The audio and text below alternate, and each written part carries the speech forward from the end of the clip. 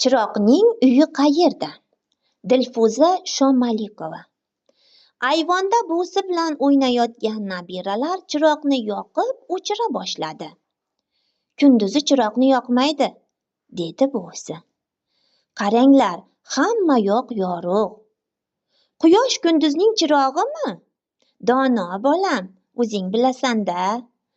Agar chiroqni keraksiz narsaga kunduzi yoqaversang, u xafa bo'lib ketib qoladi. Keragida kechqurun yoqish kerak. Ayting, qayerga ketadi? Uyiga-da, bolam. Uyi qayerda? Uyimi, senga aytsam, katta-katta suv omborlarida. U suvning uyi emasmi? Suvning ham uyi, chiroqning ham.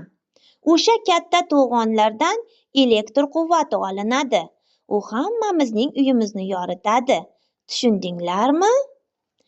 Nodirbek yugurib borib oqayotgan suvni burab, yana chiroq oqib ketmasin, dedi buvisiga.